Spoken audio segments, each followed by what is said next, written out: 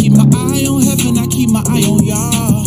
Me and the devil will always be at odds. And I left all that money in the streets, knowing that his blessing will increase if I obey. In the belly of the beast, in the belly of the beast, in the belly of the beast, in the belly of the beast, in the belly of the beast, in the belly of the beast. Yeah.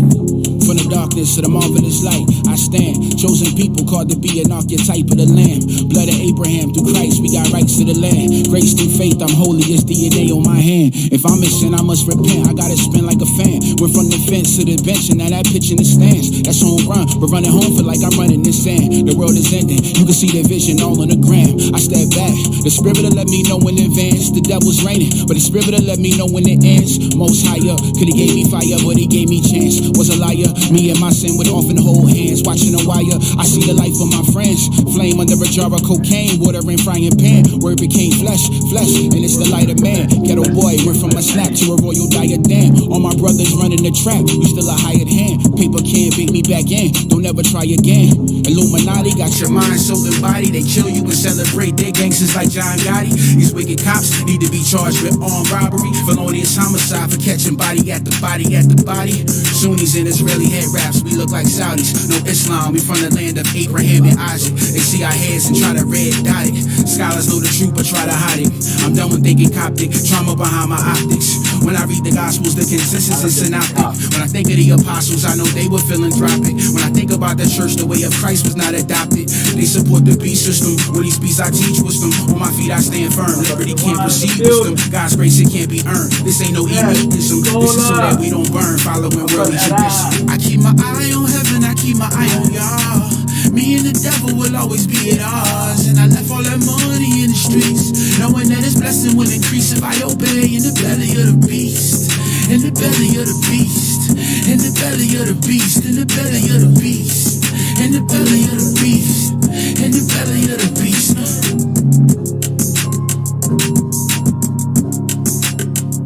Do your sins be as scarlet, they shall be white as snow. They be red from our iniquity. Welcome to the Hebrew state of being. I am your humble servant and host for tonight. I am Kyle.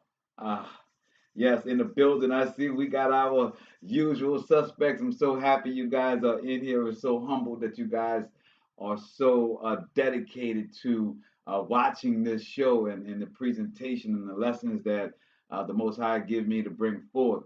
Nicola, Aran, Jeanette, Yawan, my rib, Esther. Well, she don't really have much of a choice now, but everybody else though, you know what I'm saying? You know I love you, Queen. It's all good. You know what I'm saying? So this is, tonight is about, and it's not for the faint-hearted. Let me just open the show by saying this show is not for the faint at heart tonight. It is about enduring. And many people in this society, we are very accustomed to comfort. And enduring is the opposite of comfort. Enduring is knowing that you're at dis-ease, knowing that you're not at a comfortable place, feeling that you are abased and not abound, meaning that you are lacking and not full. The sins of our forefathers and the prophecies and the coming true of those prophecies, especially of Deuteronomy chapter 28, is what burns us, puts us through the fire. It's the problems of our day. It's the issues that we have. It's anything that is disrupting our life. It can probably be directly attributed to one of the curses of Deuteronomy 28. Now, that's a hard thing for many people to hear. That's very uncomfortable for someone to feel as though that they are being cursed or going through bad things right now because of something some forefathers did, and this horrible, wicked God is putting upon this iniquity, this pain, this strife upon the earth. Who could love something like that? How could a creator that is smarter than man do such a thing? Be as simple as man. See, that's hard for people to reconcile with that. They think that their life and them as a human being is good. And if that wasn't here, if that little thing, that little ancestral thing, that little book, that little law, those moral codes of the 10 that were put forth, if that wasn't around, if that just wasn't here, then my goodness and who I am as a person would strive because I'm good. You're good because you think you have good intentions. You're good because you think in your mind that you want good for others, so therefore that makes you good. Because you want no strife, you think that makes you good because it's not you that started, it's always the world that starts it. You think that you are good according to what is the question? How are you good? What are you measuring your greatness that's in you, the goodness in you that if there was no laws and no statutes and all this mankind bull crap of these gods, how would you know that you're good? How do you know? By what stick, by what parameter do you compare your heart, your mind, and your desires to that you know that you're good? That you don't need this story that's been put out, that you don't need this hocus pocus, that you don't have to go to your creator because you have decided that you are good and that your thoughts, your desires, your wishes for others is just so good that you need not have some creator, some law, some religion, some mysticism, some spirituality. You don't need that. That is the odd thing to me. The ones that pitch these stones at the castle, these ones that pitch these hateful things at righteousness, or the congregation of righteousness, or the written prophecies as a law,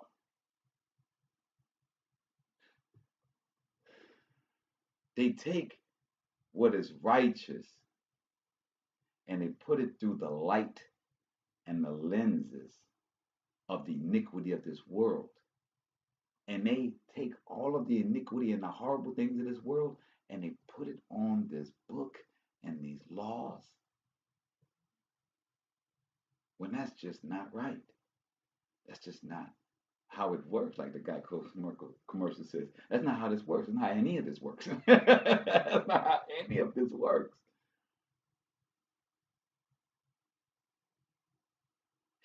Let's for a moment say that there is no creator. And we are, like our capturer says, we came from fish or we came from apes. We evolved over millions and millions of years.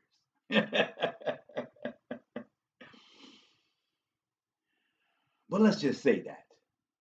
Let's just say that mankind has no creator, that this Big Bang Theory, and we evolved over millions of years.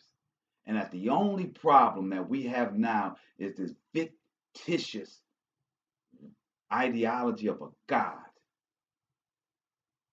And that you're, let's just say, aboriginal. And this story doesn't mesh with you. Let's just say that. What is the plan?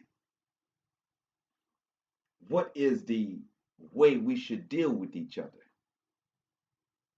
Whose is what's? What can we claim? Oh, you have laws? Oh, you have laws. But you don't like these laws. That what it is? See, I want y'all to understand how this hole goes, how this deep abyss goes.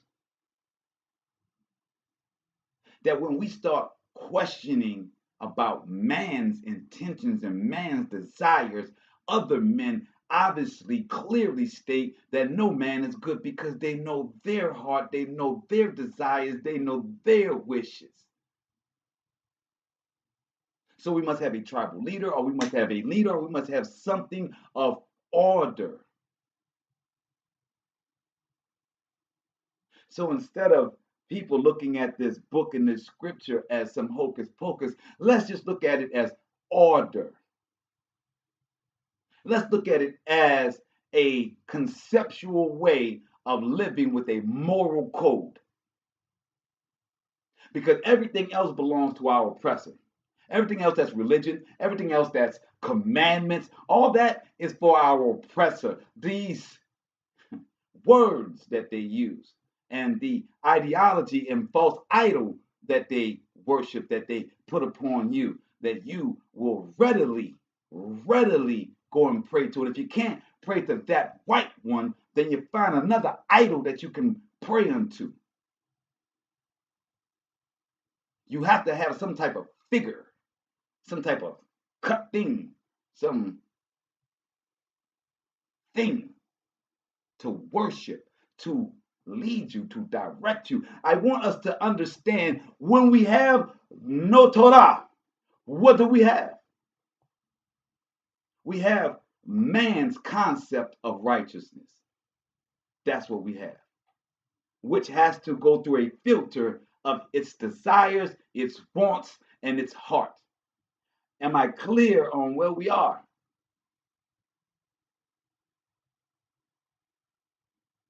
Tonight in Ezekiel 22 is going to explain our title tonight, which is Enduring to His Glory.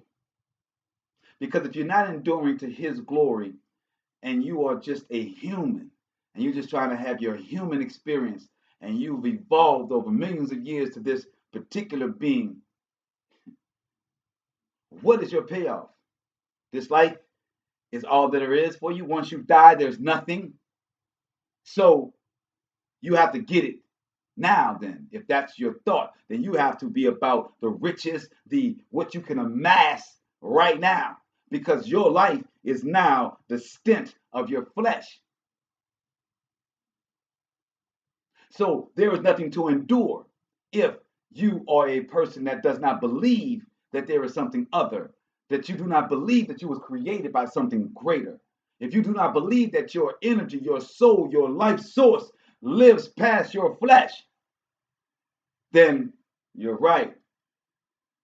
This may not be the show for you. This may not be the lesson for you. This may not be the portal that you are looking for. If you want your life to be shortened, if you want your life to only amount to the flesh, if you want your life to only be about the trials and tribulations that happen before you, if you want everything to be very surface for you, then there's a lot for you to fight. There's a lot for you to be upset about. There's a lot for you to give up on. There's a lot for you to feel that is daunting. There's a lot for you to feel. There's a lot for you to feel. To feel. Doesn't put you in a place to do anything but get it how you live, just by your own moral code and by also the laws of the land, because you don't want to go to jail, right? Because you're a good person. So you're following the laws of the land, albeit begrudgingly, albeit begrudgingly, albeit begrudgingly. You know what I'm saying. You're doing it against duress. I see in the building, Ricky. So you're following a law, whether you like it or not. You're following an ideology, whether you like it or not. You're following an idol, whether you like it or not.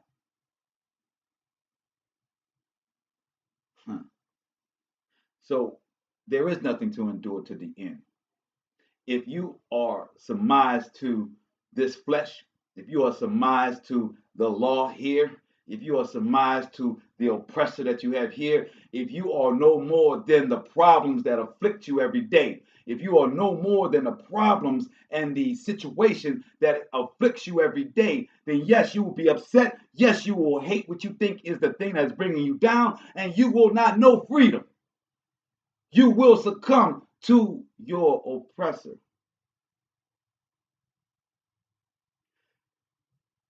The only way you can endure to the end is if you know there's glory at the end.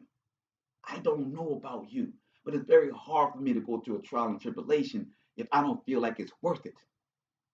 If I don't feel like the trial and tribulation is worth the effort, I don't want to do it. I'm most likely not going to do it. I'm not going to put myself through pain and strife if the ends doesn't justify the means. So when we're talking about enduring to his glory, we're understanding that the ends justifies the means. The pain of enduring is justified by the glory. The glory is the reason for the enduring.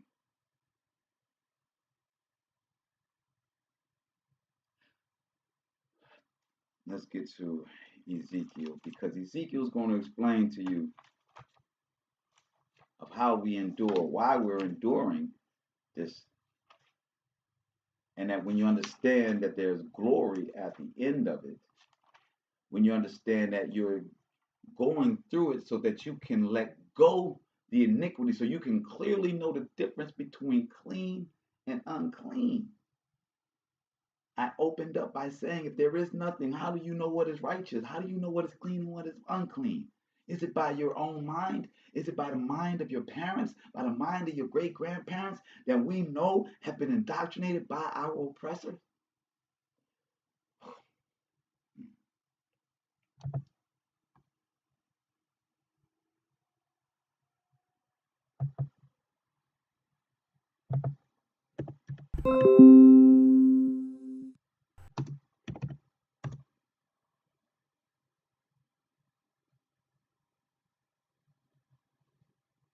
So when we look at the enduring part, we have to understand that we did not come from fish. We did not come from apes. Doran is a Darwinism, or Darwin is a liar. Socialism, Marxism, capitalism are lies and are traps and are laws that keep us away from our freedom. In freedom, the law is our freedom. That we don't have to adhere to their laws, and that our ancestors have proven these laws to be a moral code, and have proven that this moral code, if you follow it, that the creator, the spirit, the Ruach HaKodesh gives you barakas. Your life is a result of it. But the ones that don't, and the ones that have not, because we live in a world that's full of iniquity. We live in a world of people that will not seek his face. We live in a world of people that will not consider that it is all his hand. So because we have so much of that, is why we can clearly see that our forefathers were the same as the people that we are in present day with. That our forefathers did these things that have put us in Deuteronomy 28. So as we go into Ezekiel, the Most High is going to have a serious conversation, and Ezekiel's going to have a serious conversation with the Most High, and he's going to outline these things unto us. And we're going to go through some precepts after that that's going to speak of this enduring being our reward. That our enduring is us shaking off our sin. It's us being fashioned in righteousness. It's us having a word as a man, as a woman, knowing what things to put your word to, that the Most High will make sure you do it. If you give your word to do something righteous, The Most High will move this earth, these people, and everything for you to fulfill righteousness. When we learn that the code, that the cheat code is that he gives you anything that's in righteousness. Let's go. I see in the building Big Chief Jeremy. I see Big Chief Black in the building. So it goes, moreover, the word of the Most High came unto me, saying, now thou, son of man, wilt thou judge? Wilt thou judge the bloody city? Yeah, thou shalt show her all her abominations. So when you have people going around and say, judge not, lest ye be judged. As the post I put up today, the people that are religious are the ones that are afraid of hell. But the ones that understand that all hell is us enduring through our sins. It's us breaking our sins and coming to the Most High that we feel hell. That if we are going through our trials and tribulations and being a representation of Him, going to Him, bringing Him our problems, letting Him supernaturally work those things out, and us being able to have faith because we see Him working those things out. People say, judge lest ye be judged, to make it as though your life has to be perfect in order for you to point the finger at their abomination, that you have to be without any issue. Now y'all get why Yahshua, who came here, they say he was without guile, that he did no wrong, so that no one can say unto him, how dare you point the finger at me when you are full of iniquity as well, because that's what we do in this world. Instead of listening to someone, instead of hearing a wise counsel, instead of us using the information, even though we feel a little uncomfortable with what we're hearing, but actually taking the diamond out of the crap that we're getting, then we lose it. We get into our flesh and we don't see where he's directing us. You don't see what he has for you. So we don't judge people because everybody say you can't. And everybody's so afraid of being judged themselves because they don't know what righteousness is. If you know what righteousness is and you know who's judging you, then you're taking a whole lot of guesswork out of the game. So the Most High says we absolutely can judge an abomination when we see it. We can definitely lay it out to be what it is. We ain't lying on it. We're not saying what it's going to be. We're talking about what it is. That's why as a Hebrew, we study to show ourselves approved so that we know that our actions and our thoughts are on the side of righteousness.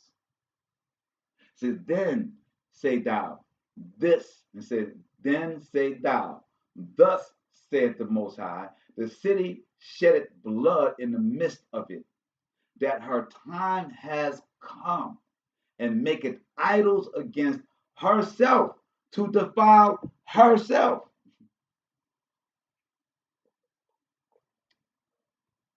Here, the Most High is explaining our behavior. This entire chapter of Ezekiel 22 is going to explain our present day behavior, even though he was speaking thousands of years ago. We make idols to defile ourselves. We make temples. We make altars by the door. We light candles to the Christian gods. We do it against ourselves and wonder why we're in the problems that we have.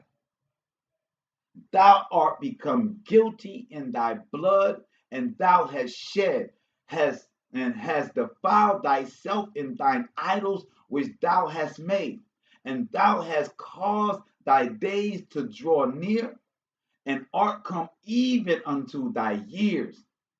Therefore have I made thee a reproach unto the heathen, and a mocking to all nations. We could do an entire show, an entire lesson on Ezekiel 22, verse 4. Just on this verse. This is what we are today and is what we were back then. Is it that hard to believe that our ancestors was doing the same thing that they're doing today? Is that really hard to believe? Or do you want them to tell you that this book is a bunch of lies that was created by the white man? Well, right here, it's calling a white man a heathen. Right here, it's saying that I'm making you a mockery among these people. Are we not the niggas? Are we not the bywords? Are we not the underprivileged or the underserved, the undeserving? Aren't we the ones that say no good thing can come from our neighborhood, that our children are doomed to go to jail? Is this far-fetched? Does this seem like I'm creating a Disneyland? Does it seem like this book is creating a Disneyland? We deal with oppressions in our lives because we bring them upon ourselves, following false gods, following false concepts, following false ideologies, and following our flesh that is attached to this world of iniquity. When you make your desires the things that's on your Instagram feed, when you make your desires the things you see on your Facebook feed, when you make your desires the things that when I was a kid used to come on and they say the lifestyles of the rich and famous. When you make your desires and decide the richness of your life depending upon how close you can get to having a Maserati or a Bentley, how close you can get to having a house that's worth millions of dollars, to being the envy of your friends and all the women want you. If that is what is your heaven, if that is what your goal of life is, if that is your ideology of richness, of a full life, then yes, you will not like this book. This book will not be your friend. But if you make this book your friend, it says that no one can hide a house that sits on a hill. The hill would be the glory of the Most High, that you will be sitting on the glory of the Most High. No one can hide you if you're sitting on the glory of the Most High. And why? Because you stick out like a sore thumb, because you're not of this world. This world has become guilty in thy blood that thou hast shed, and hast defiled thyself in thine idols, which thou hast made, and thou hast caused thy days to draw near. Yes, we're being killed in the streets. Yes, we can't live over 100 years old. Yes, the lifespan is at 75. They say if you make it over 75, when I was 19 years old, we were killing each other so much in the streets. When I hopped off the porch, we were the murder capital of the world. And they said that we weren't supposed to make it past 21. We as black men, indigenous, aboriginal men, life expectancy is 21.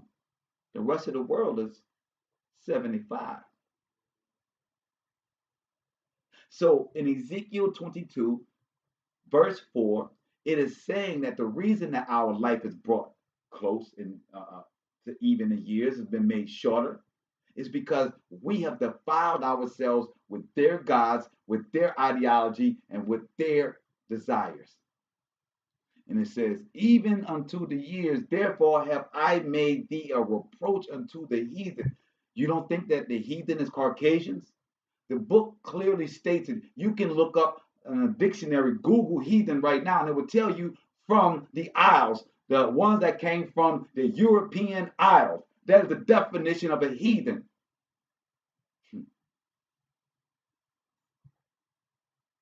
Verse 22, chapter 22, verse 5. Those that be near and those that be far from thee shall mock thee, which are infamous and much vexed. Are we not infamous? Do you know the definition of infamous? You shall live in infamy. let's go to it. Let's go to what that means.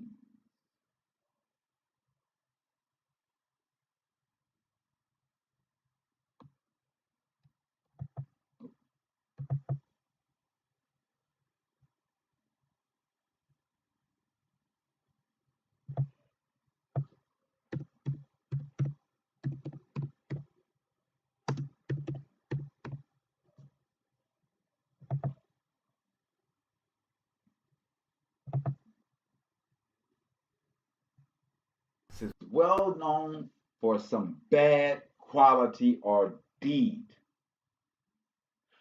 Us as people of melon in America are known for being of quality, bad deeds, having a quality of bad people. They got to grab their purses because we so poor, we'll rob anybody, right? So it says here that we would be vexed and that we would be of infamy. We are definitely vexed and we are infamy.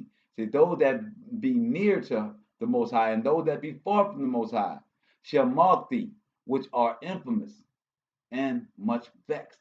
So it's saying that the heathens that are close to the Most High and even the ones that are not close to Him is going to mock us and vex us. Sounds about right. Behold, the princes of Yasharallah, every one were in thee to their power to shed blood. So it says, all the princes of Yasharallah, every one were in thee to their power to shed blood. So even our own leaders, our own leaders, our own leaders, Baptist preachers, the sellouts, Jesse Jackson to Al Sharpton, these would be the princes of our so-called Yasharallah. These would be our modern day so-called leaders. And they brought us to the shed of blood because they cut deals after they had us on the front lines picketing for them. See, when I say for them, see, it was the Southern Christian Leadership Council. See, it was the belief of this idol God, this idol worship, this divination, this abomination that they, celebrating on Easter yesterday, right? Yeah, because that's not Yahshua, that's not the real one. So this abomination that they celebrated yesterday, those leaders of ours from E.D. Du Bois, who's and Zora Neale Hurston, who all studied at the University of Chicago, who studied under Melville Horowitz, who is known as the white Jewish father of African American studies, meaning that he created the out of Africa story. And his students were W.E.D. Du Bois, Lord Zora Neale Hurston. So when I name all these people that were so-called leaders, princes and queens of our princesses and kings and queens of our community that led us out of this Jim Crow era, right? Into this frying pan that has been shedding blood. See, none of them told them that we could be without the heathen. They all brought us unto the heathen to be good servants up unto the heathen, to follow the heathen's gods. Behold, the prince of Yasharallah, every one were in thee to their power to shed blood. And thee have died, set light by father and mother. In the midst of thee have they dealt by oppression with the stranger, the bouye, the black Greek societies, the indoctrinated Negroes that make it through their European indoctrination to become good citizens, right? In thee have they set light by father and mother. In the midst of thee have they dealt by oppression with the stranger. In thee have they vexed the fatherless and the widow. See, the Europeans gave us the concept of you can't save your people. You got to save yourself and then go back and get them. But somehow they make it so hard once you get there to be able to go back and get them. And then once you get over on this side of the fence, where the stakes a little bit bigger, the grass a little bit greener, The house a little bit bigger, the drinks a little bit colder, the girls' booties a little bit bigger.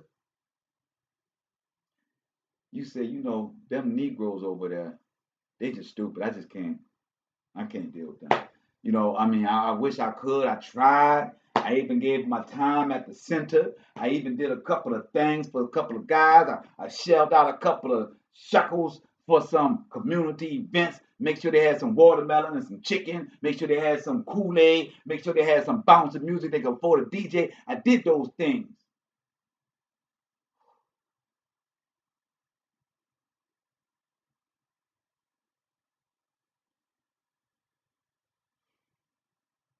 So you stayed on this side. You invested in the stock market. You did all the things with the stranger, knowing that the system of the stranger vexes, stresses, and kills your people.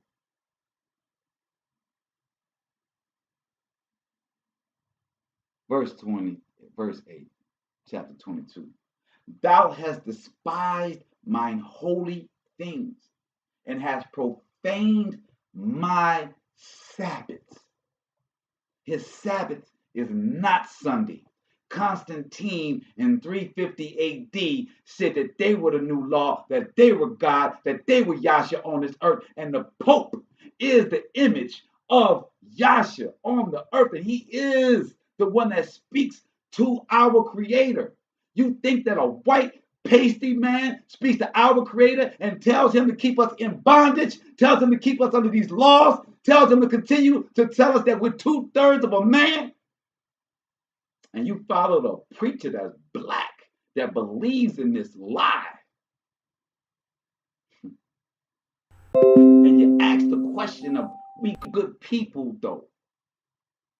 We good people though. Why all these things is happening to us? We good people. How, Sway? How, Sway? When you won't make yourself uncomfortable to seek him, to read his words, and to not read it from the eyes of your oppressor. Last I checked, Sunday does not have the plantation owner in the back of the preacher while he's preaching. I thought that the preacher, even though he went through the Caucasian European theology school, which taught him Hermetics, which comes from Egypt, comes from Hermes, which was Thoth. If you wanted to read, you know that the Catholic Church is divination, the same as Kemet, which has the laws of Thoth, which is the Hermetic laws, which is the 42 laws of Mayat.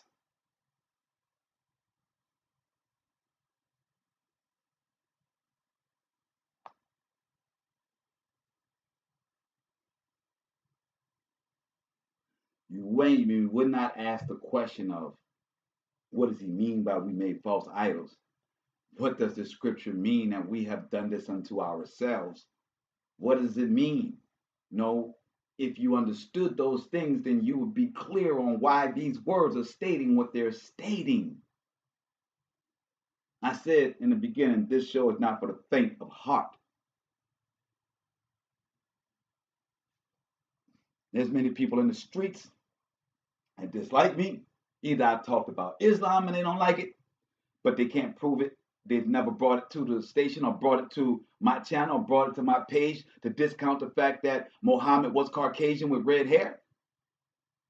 That in their own books he says it. And he says to oppress, he said the devil is the black man. I mean, this is in their own Quran. But I guess it depends on how you read the Quran, huh? I guess if you read it from the eyes of Elijah Muhammad, who got it from Farad Muhammad, who was from the Middle East, who was not a black man, who got it from the Middle East, which it started in Turkey, when Turkey was now overtaken by nothing but Japhetic people. That Christianity as well as Islam started in Turkey. These are facts. And it was started at a time in the 600 ADs when the entire land was overrun by Japhetic, by Black Sea people. People that were not the original inhabitants. that did not have the hue that I have,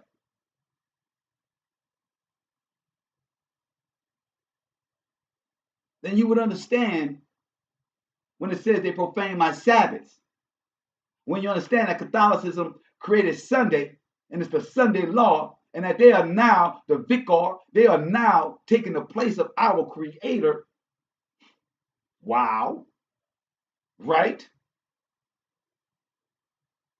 Then you would not say Sunday was okay. You would not think that you are still serving your Creator by going on a Sunday service with your family. Thou hast despised my holy things and profaned my Sabbaths. In thee are men that carry tails to shed blood. It says, in thee are men that carry tails to shed blood. Meaning that they talk about giving the blood. They talk about sacrificing the animals. They talk about the power in the blood. They give you stories about the blood. And indeed, they eat upon the mountains. In the midst of thee, they commit lewdness. In thee have they discovered their father's nakedness. In thee have they humbled her that was set apart for pollution. They have humbled her that was set apart for pollution. So they made the harlot a queen. They made the concept of a queen what was set apart for pollution. They have uncovered father's nakedness, homosexuality. And one had committed abomination with his neighbor's wife, adultery. And another had lewdly defiled his daughter-in-law. And another indeed had humbled his sister, his father's daughter. So he went in. He humbled her, meaning he brought her to him, meaning that he had intercourse with her. His own sister, incest. You understand that the Egyptians, they married their sisters, right? You understand that Kemet, that the soft laws, that these people married their kin. Man. But we want to forget that, and we just want to say we're talking about black power.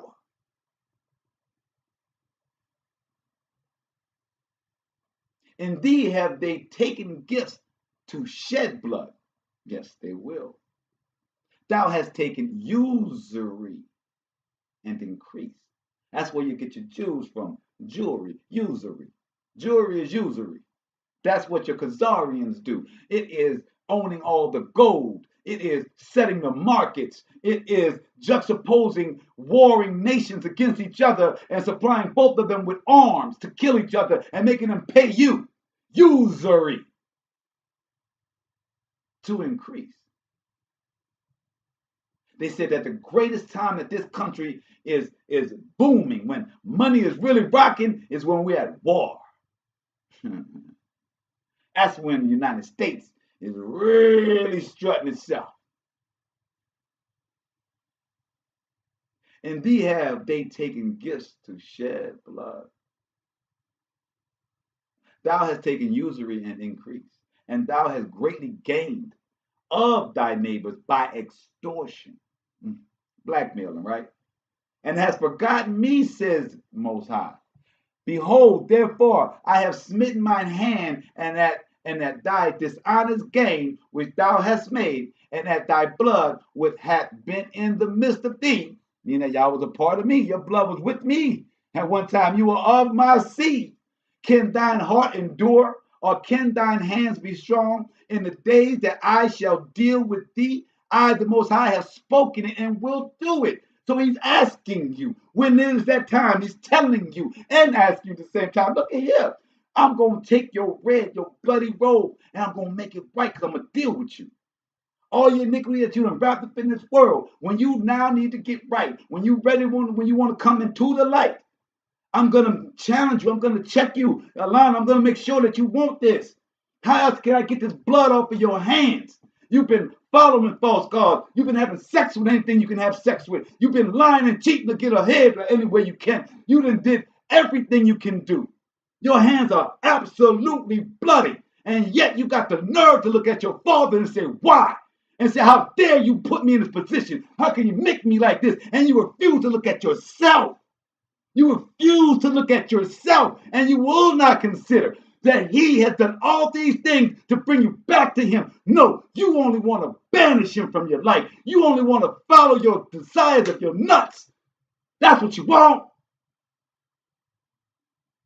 You want to take your anger and put it on somebody. You don't want to receive a handout. You think that that's making you feel some type of way or making you look some type of way. Well, you need a handout of knowledge. You need a handout of understanding. You need a handout of wisdom. You need a handout of fear of the Most High.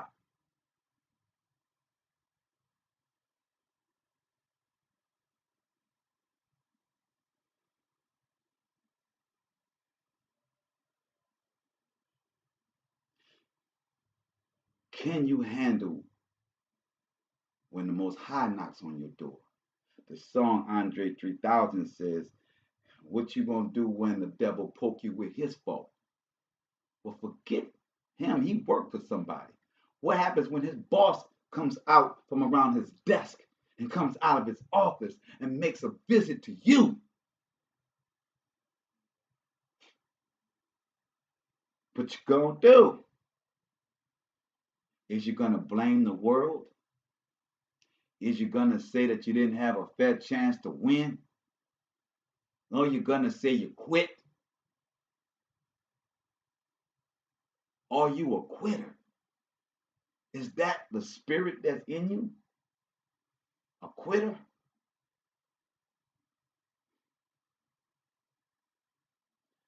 When he comes to deal with you, you need to be able to endure.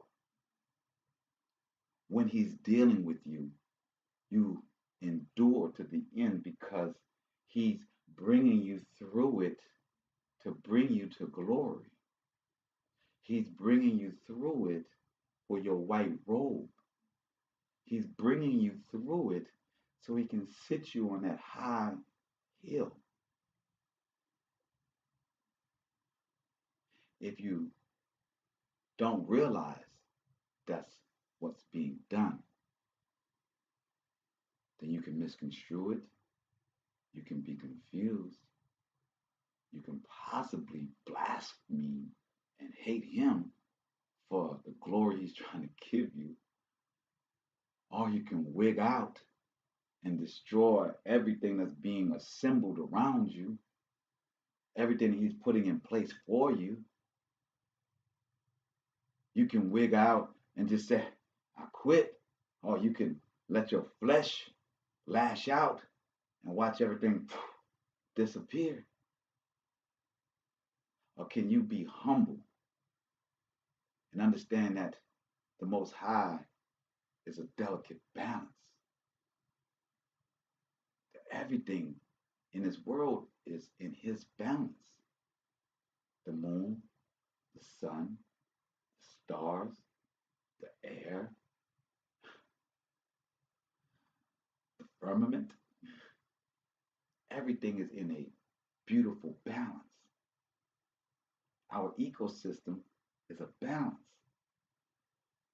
What eats what heals what, is a balance.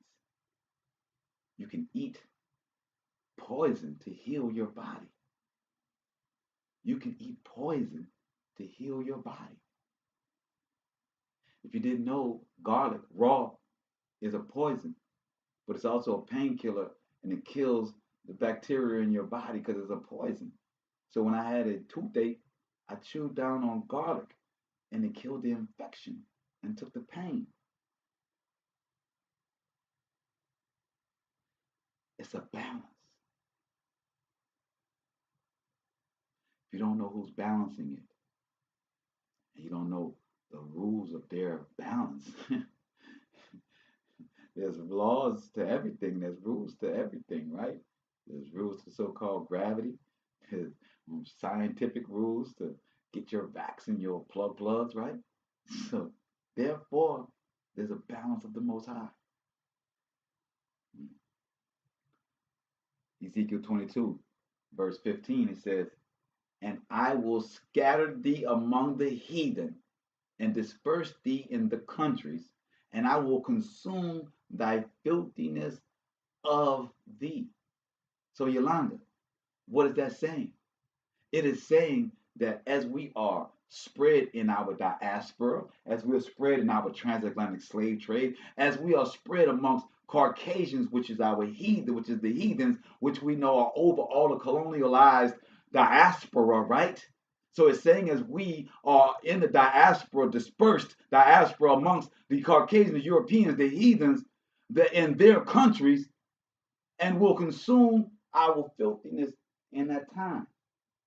Well, how is he going to get the filthiness out of us while we're amongst these people, while we're amongst our enemies? It says, "And thou shalt take thine inheritance in thyself in the sight of the heathen." Wow! He's saying that in the midst of where they calling you the downtrodden, where they say no good thing can come from, he said that you're going to get your light in the midst of the heathen, and thou shalt know that I am the Most High. So it is saying that as you are going through it, you have to endure, my people. Endure, because the glory is for you and for the Most High. He wants you to succeed. He's only bringing you through this so that he can get this evil off of you, so you can know what righteousness is, so that you can soar. So that you can soar in his glory. It says here, "And thou shalt take thine inheritance." You are his inheritance in thyself, in the sight of the heathen. You will take your inheritance of being the Most High's seed, the seed of Jacob, in the sight of the heathen, and thou shalt know I am the Most High. Most High saying, you're going to know he's the Most High, not the heathen. The heathen already know. It's us that's lost. Oh, yeah, the heathen know. Don't never get that twisted. Ain't that right, say la be? The heathen know. It's us that have to claim our inheritance in the sight of the heathens, and thou shalt know that the Most High is our creator. Because he's going to show you how he worked this. When you claim to be his in the midst of this iniquity, he's going to show you how he make a way. And the word of the Most High came unto me, saying, "Son of man, the house of Yahshua is come to become dross. All they are brass and tin and iron and lead in the midst of the furnace. They are even as dross of silver." So what is dross, right? Let's go to our tools. Let's see what the Strong Concordance says dross is. As Hebrews 55:09.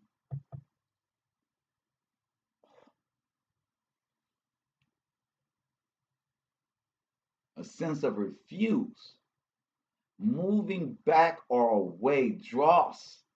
So dross usually of silver being drawn back. So it says, from the sense of refuse, scoria, I guess, usually of silver being drawn back, a sense of being refused, moved back or away.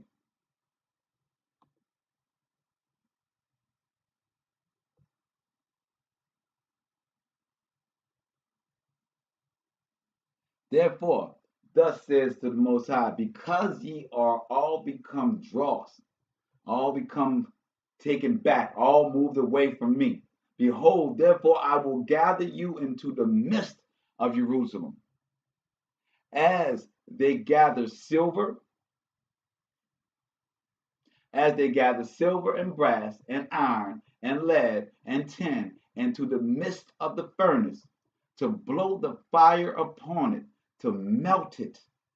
So will I gather you in my anger and in my fury, and I will leave you there and melt you.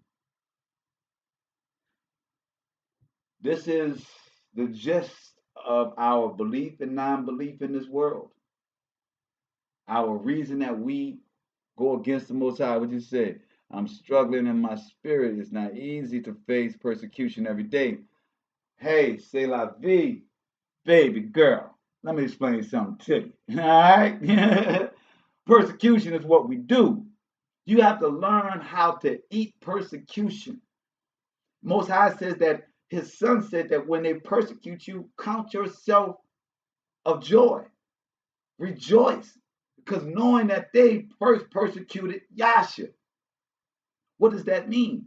It means that the person that they persecuted, the example that we got of the person that persecuted became king, and everybody is following. Everybody's trying to adhere to. Everybody's creating their own doctrine of him. That's how much they say imitation is flattery. Well, the Caucasians they are flattery among on a whole nother level of flattery when they're emulating our Yahshua, our salvation. Yeshua, however you want to pronounce it. Because I'm going through that persecution. I know that feeling of being persecuted every day. How about trying to do for certain people and they don't even want you to do for them, even though you may know right? It's like your child that you have and you're trying to do for the child and the child don't want to hear it. He don't want to go to bed at 9 o'clock. He don't care that he got to wake up early in the morning. He don't care that he got a long day. He don't know about none of that. All he know about is right now what's in front of his face.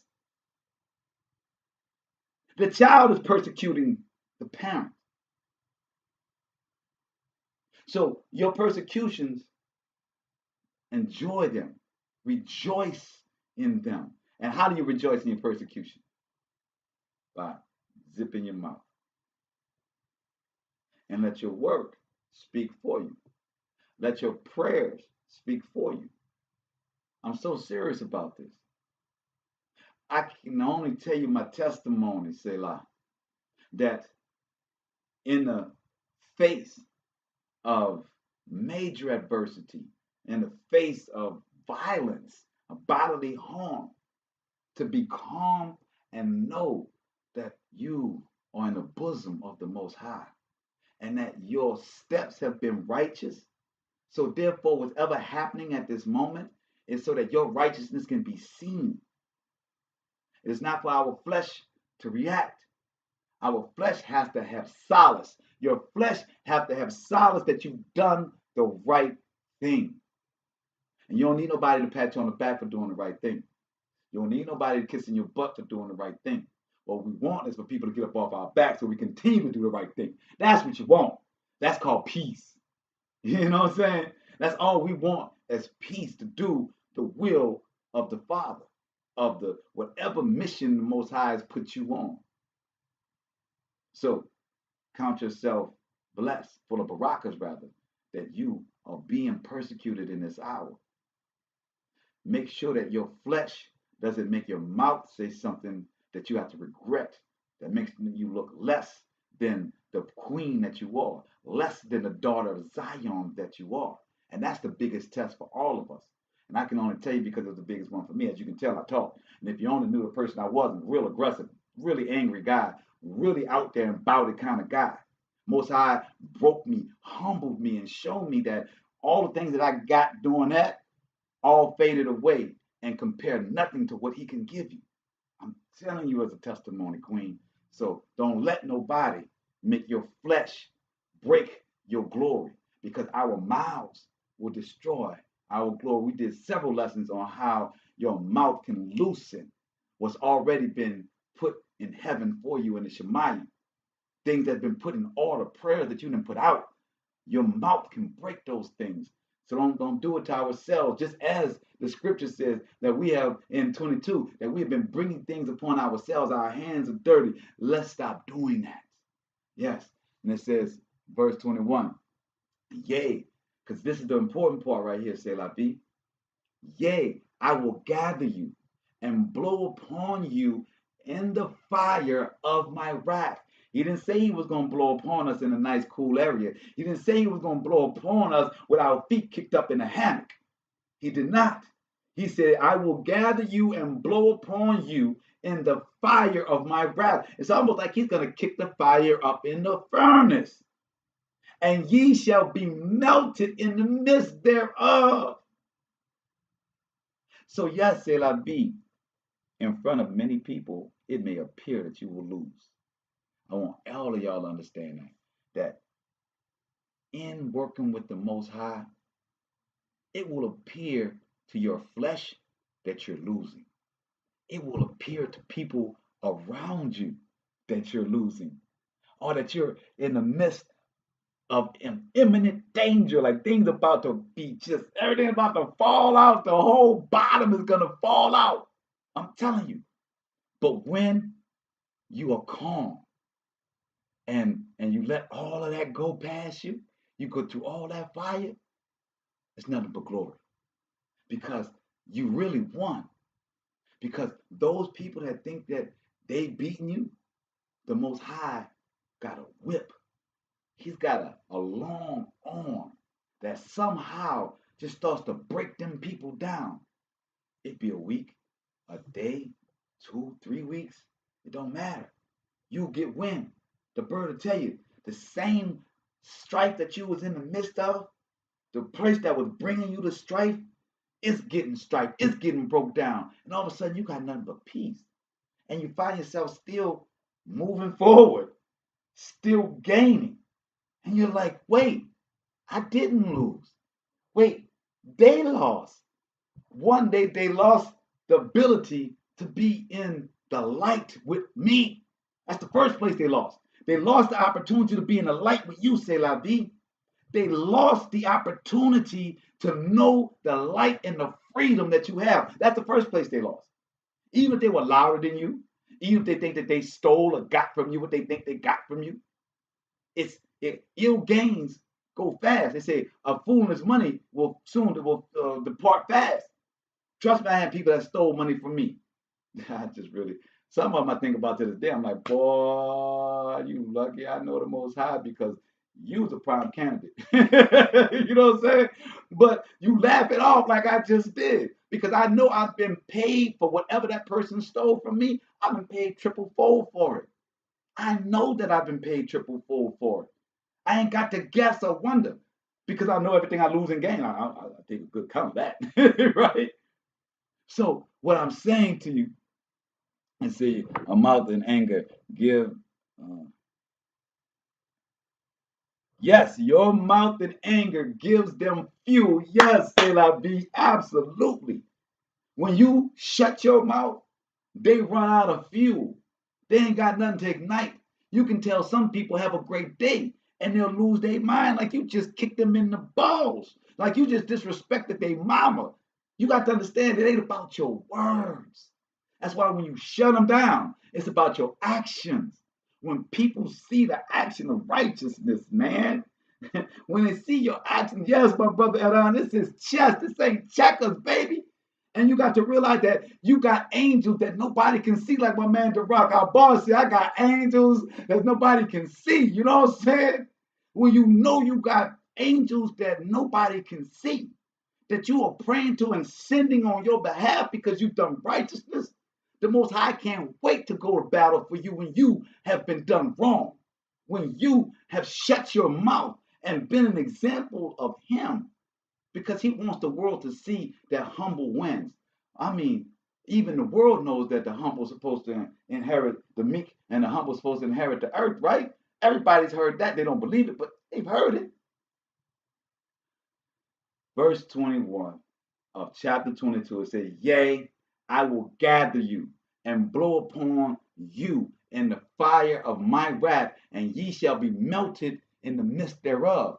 And as silver is melted in the midst of the furnace, so shall ye be melted in the midst thereof. You're going to be melted. People going to scream at you. People going to have meltdowns on you, especially when you don't do what they want them to. You don't do what they want you to do. Say, so shall ye be melted in the midst thereof, and ye shall know that I am the Most High, have poured out my fury upon you. And the word of the Most High came unto me, saying, Son of man, say unto her, thou art the land. What? The Most High just said that He's going to blow fire upon us. He says He's going to blow all of this, it's going to melt us. And then in 24 it says, But Ezekiel, tell them that thou art the land. What? He said, tell them that they are Yahshua. That it's not this piece of land that's over in the Middle East that's the size of New Jersey. No, my people, y'all are the ones that I'm burning in the fire, the ones that I'm making righteous through their trials and tribulations. You are the land, not that piece of parcel over there, and I've scattered you everywhere. You're larger than that land. You can't even fit in that size of New Jersey if I wanted y'all to go back there. He says, no, tell them that ye are the land that is not cleansed, nor rained upon in the day of indignation. He says, you are the land. He says, every time he talks in the prophecy that I'm going to leave the land desolate, there's going to be no rain, there's nothing going to be upon it. He's talking about us, his temple, us, his seed.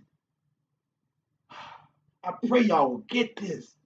He's saying, son of man, say unto her, thou art the land that is not cleaned, that is not cleansed, nor rained upon in the day of his indignation. There is a conspiracy of her prophets in the midst thereof. There's a conspiracy of the prophets of them that's in the midst of them. Our own people that read this Bible, read this scripture, and don't realize that they're the seed of Jacob. The ones that read this and think they're a Gentile. The ones that think that they have to follow the oppressor to find salvation, when salvation was in you in your blood. You are his inheritance. You need not go through nothing, man, nor woman, nor church, nor door. You need to bring yourself and your flesh and your mentality to him, to your creator. Because there is a conspiracy of her prophets in the midst thereof, like a roaring lion, ravaging the prey. They have devoured souls. They have taken the treasure of precious things. They have made her many widows in the midst thereof. The hour from Edan to all of the Levite priests, all of our Levitical priesthood went astray and set our people astray. So you think that these Baptist preachers ain't the same as the Levitical priesthood? You think not? How can you not see that our own priest went to the heathens, gave our story to the heathens? The heathens created this New Testament that has gotten us wrapped up in the lies that we're in. It says it here that our own prophets went to the heathens in the heathens' lands and sold out and ravished our souls. We need not blame Caucasians. We need to blame our leaders. We need to refine them. We need to make them search the scripture. We need them to find out what righteousness is. We need them to define righteousness. I don't need you to define my money. I don't need you to define my resources inside of the devil. I don't need that. I need someone to define righteousness. Let us organize under righteousness, and we will build. The Most High will give us everything that we need in order to do so. I do not need to be a part of the United States. I'll take all your money because you stole it from my people. I'll take every red cent that you got because it's old. But I ain't going to be in your system. I don't want to create a world inside of my oppressor that my leaders bring me to the slaughter, brought my people to its slaughter on every Sunday, or bombarding them with ideologies and bullcrap throughout the week.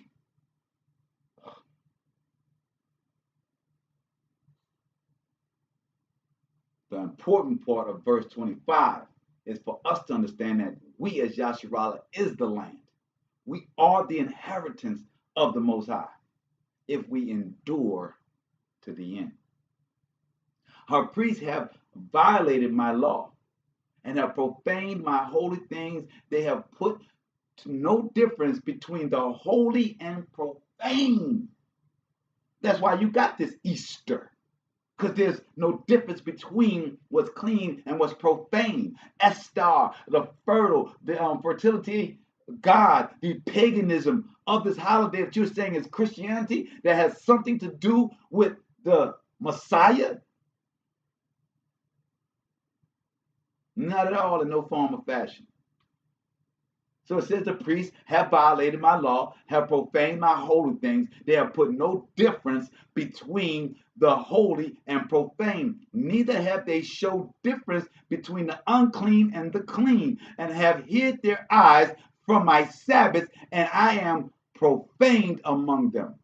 So when we speak about the Most High, we call ourselves Hebrews. We are like cuss words. They're pointing at, oh, you're the black Hebrews. No, we the original. We are aborigine. We ain't no color. We ain't no offshoot. We ain't no segment. We not a byproduct of you. We are. You are the byproduct. You, the world, is a byproduct of us.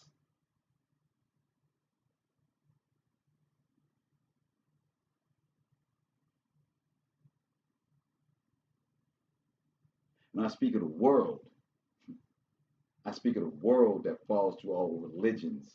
When I speak of the world, I don't speak of aborigine that have no clue of what Christianity is. The ones that say that they have no concept of any of these things that we speak of. But there are many aborigine that do. Many, many, many. It's just not popular. I wonder why. And it says, verse 27, her prince in the midst thereof are like wolves ravening the prey, to shed blood and to destroy souls, to get dishonest gain. And her prophets have dubbed them with untempered mortar, seeing vanity, untempered mortar. It's the makeup, right? Mortar is how you make the walls. You make the walls look pretty. It's the same thing as makeup. Right? The prophets have dubbed them with untempered mortar, seeing vanity and diving and divining, which is divination, divining lies unto them, saying, thus said the Most High, when the Most High had not spoken. Saying the Most High said this when the Most High has not spoken it. The people of the land have used oppression and exercised robbery and have vexed the poor and needy. Yea, they have oppressed the stranger wrongfully. And I sought for a man among them. Most High says, I sought for a man among them that should make up the hedge and stand in the gap before me for the land, that I should not destroy it but I found none. So when Most High is telling Ezekiel that this is before Yahshua comes, right? It's saying that I was trying to find a man like a Moses, like a Joshua, that would be in the state that could raise all of my people up out of its iniquity until I come. But I found none. I found no man that was full of righteousness. Therefore have I poured out mine indignation upon them. I have consumed them with the fire of my wrath. Their own way have I recompensed upon their heads. Wait, the Most High said, I didn't give them a bigger punishment. C'est la vie. The Most High doesn't give a punishment that isn't of what we have put forth. See, he says that he recompensed of our own. He says that the things that we do bad is the thing that he put upon our heads. The reason we seek for righteousness is because we don't want anything but righteousness to come upon our heads. The whole concept of karma, you put out, you get what you put out. When people see you putting out good, they want to make you put out bad. So they want to vex you, they want to question you, they want to check you, they want to do these things. They want to make sure it's righteousness even though they don't know what righteousness is. And when they think that they see something wrong, then they go to attack and they try to get you out your spirit, and you go defending yourself, or you go to attacking them because you're looking at them like you ain't even measured up to half of this. You don't even know who you are. You don't even know none of this. And then all those things come in our mind, and we build enmity in our heart, and then we lash out when none of those things matter. The only thing that matters is that you complete the mission that the Most High has for you. The only thing that matters is that at the end of the day, He says, job well done, because everything else He's going to take care of. Therefore, have I poured out my indignation upon them. I have consumed them with the fire of my wrath. Their own way, their own way, their own way have I recompensed upon their heads, said the Most High. I'm a big thing on it, and my queen knows I'm a big thing on how I say things and how other people say things, because what you say comes back unto you. So I don't want to say I'm not going to be successful. I don't want to say that everything is too daunting to happen. I want to say the Most High is going to figure out a way. I'm going to say that somehow, somewhere, it's going to work. I don't know, but it's going to work. And if it doesn't, however it works out, it will have worked out. Even if I don't meet my goal or do what I said I was going to do, if I do it in righteousness, it's where the Most High wanted it to be. And I can be okay with that. I can be okay with making a B if the Most High wanted me to have a B, because then it meant that somebody was coming to that classroom and wanted all the B students to have a different experience. And then I wind up going with them to this other experience. See, that's how I look at life. If I don't make the A that I was supposed to make, when that B that I made, that must be a trajectory that I need to follow this path to get to where He wants me to go.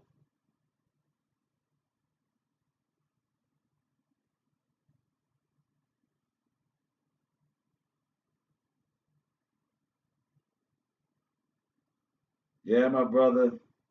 That fight be coming at us. My brothers, they've been sucking into the fight. And Selah B says, yeah, purpose over everything. You know, that's what Selah B telling you, Adam, purpose over everything, my brother. No matter how much they want to bring you into the fight, remember what your purpose is in that moment. The more we know what our purpose is, the more that we are focused. That's why they say don't get off of the Most High. If you're focused on the Most High, you're focused on what He has you to do. And then when you get in the midst of that trial and tribulation, you get in the midst of that stretch, okay, what's my purpose here? How can I back out of this? Because this don't seem like my purpose right now. How do I back out of this? How do I move this? How do I get this? Let me pray unto the Most High. Let your will be done. I'm going to shut my mouth. Especially if I don't know what to say, I'm just going to shut my mouth. And trust me, I done been in a place where somebody's getting at you and screaming at you, and you just close that mouth. Don't tell me what you can't do about closing your mouth. Let's get some precepts to this right here. Let's get to Revelation chapter 2. We're talking about this enduring. Revelation chapter 2, verse 3.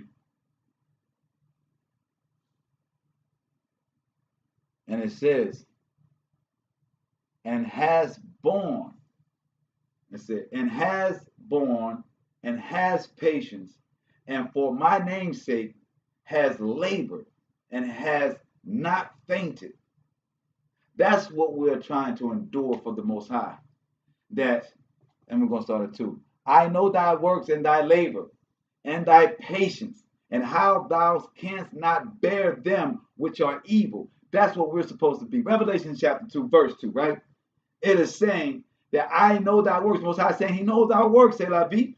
And He knows your works and thy labor and thy patience, and how thou cannot bear them that are evil.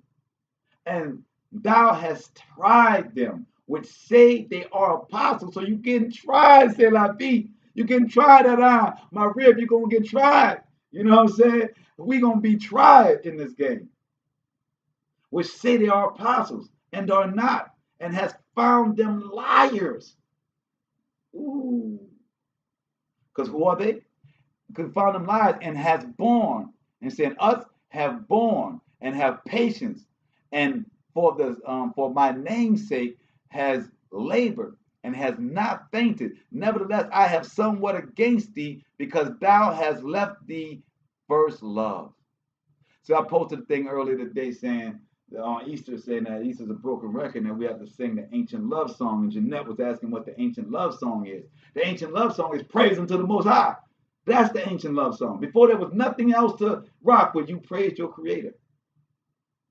So the Most High says that He has a little issue with us and He's going to deal with us. That's why we're enduring. He's going to deal with us, so we're enduring through Him dealing with us.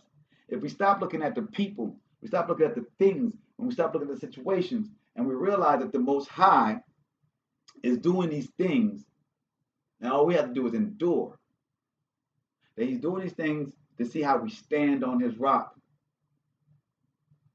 And when we stand on His rock, He blesses us. We have the glory.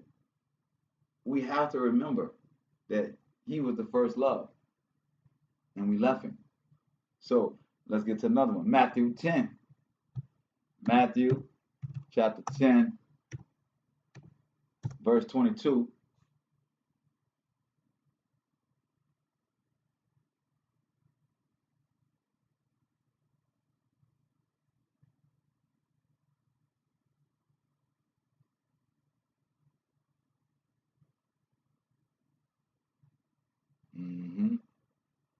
You gotta walk away from them battles, man.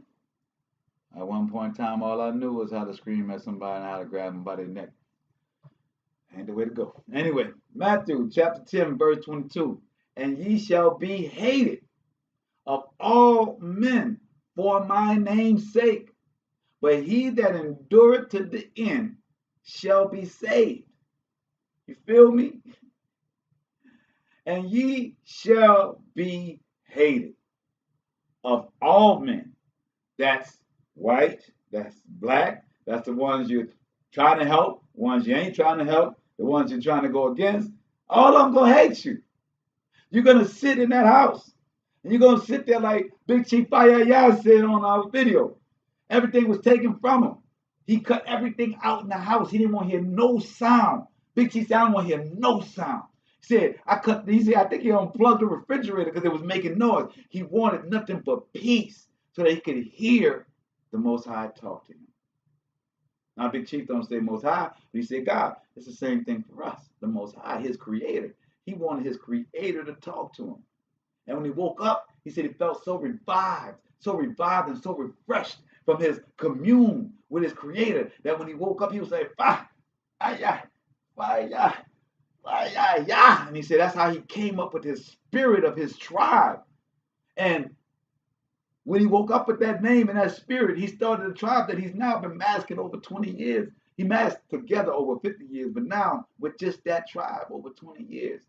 And people revere him and love him and respect him as a great leader of men. But in that moment, when he had to cut everything off, he was being disrespected by everyone. He was being accused of things that he had not done.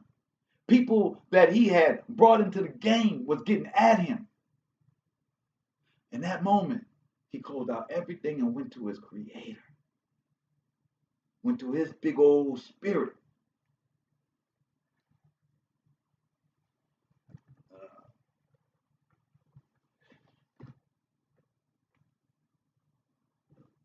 He went to his big old spirit. Phone's on. Yeah, when you stand true, it shall bless you. Let's get one more precept on this. We're going to go to Luke chapter 21. Luke 21.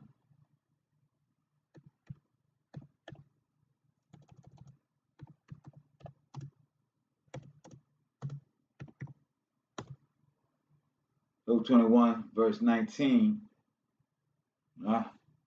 Maybe I got that wrong. Maybe that's Luke chapter 2. Pretty sure it's Luke.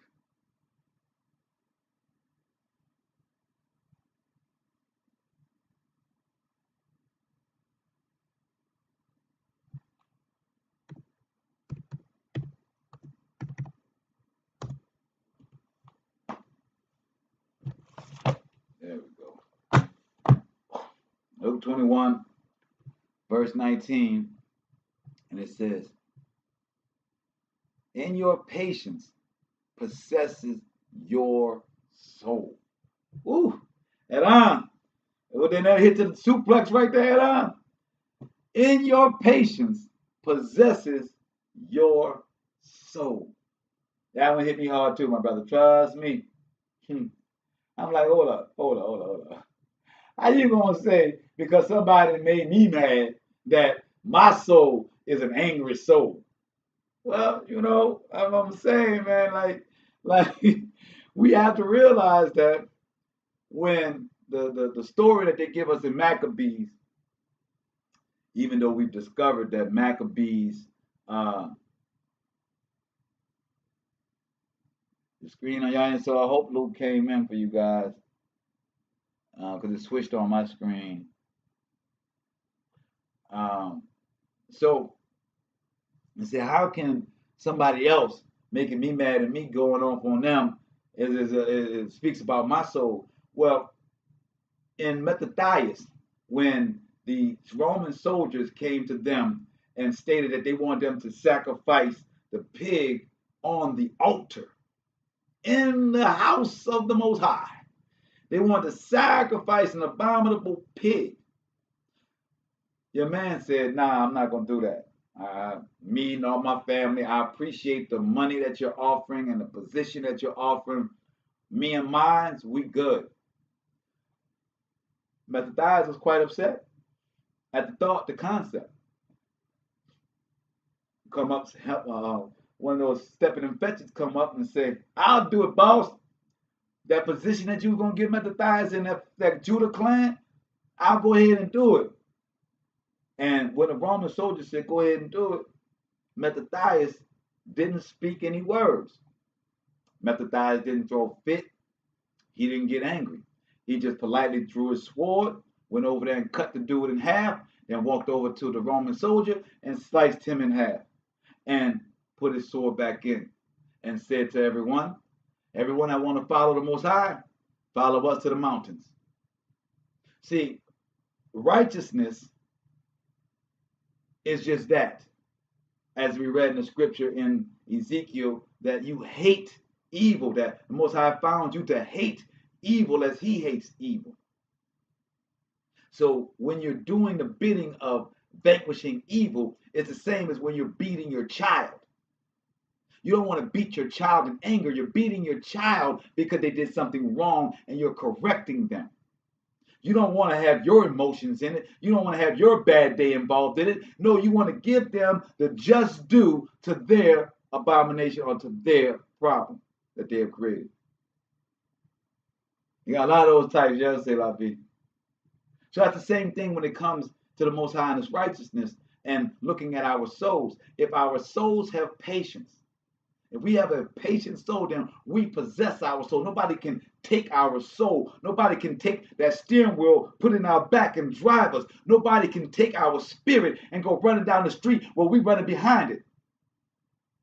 My dad told me a story when I was a kid. I fell in love with this little girl, and I was telling my dad the whole little thing how I was trying to get her back, and my dad just was listening to me, and he said, son, it sounds like to me that young lady got your ego and she running down the street with it. Not that you really love her, not that you really like her, but you just upset with the fact that you didn't break it up with her the way you wanted to, or you didn't end the way you wanted it, or it didn't happen the way that you saw it in your mind. And because it didn't happen that way, and now that they left on their terms, you trying to get them back. Not because you love them, not because you think they're the right one, but because it wasn't done the way your ego said it should be done. Our interactions with our people may not end the way that we want them to end, meaning peacefully, meaning nicely, meaning lovey and dovey. But if it can end with patience, then it's okay because we can get to the lovey dovey. We can get to the, oh, I miss you, queen, you know what I'm saying? But when we stand on righteousness and patience, and that's the love that you give it with. You don't give the truth of the Most High like you trying to make love or you flirting. You do it with patience and calm and humble and meekness. So that when that person is in their mind and they want to try and find some way of not taking your advice, not hearing what you're saying, they don't have anything to pull from. No words, no fuel, as Selah V said. In your patience possesses your soul. Don't let nobody run down the street with your ego, with your heart, just because it didn't go the way you wanted it to go. You know what I'm saying? Let's get into another one here. Let's go to Joel.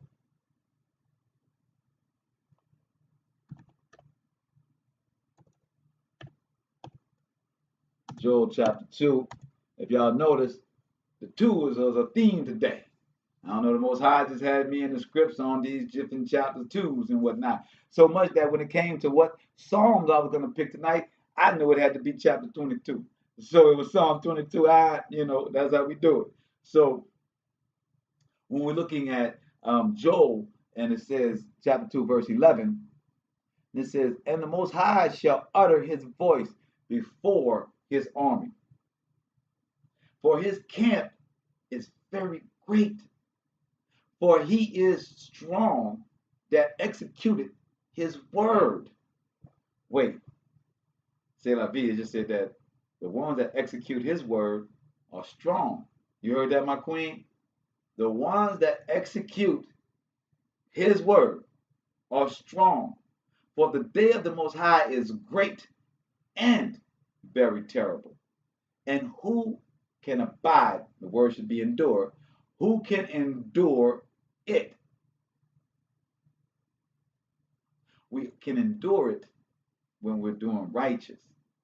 We can endure it when we know that our steps are being guided by moral code, by moral law, by seeking his face, by being about righteousness in all things that we do. And where we fall, it doesn't mean that we fell. It means that the Most High has put us on this particular trajectory and that our blessing, our baraka, is going to be somewhere there.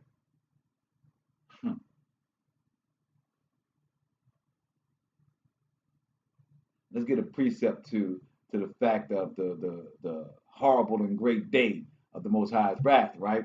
And how we need to be patient. And we're going to go to 2 Tim chapter 4.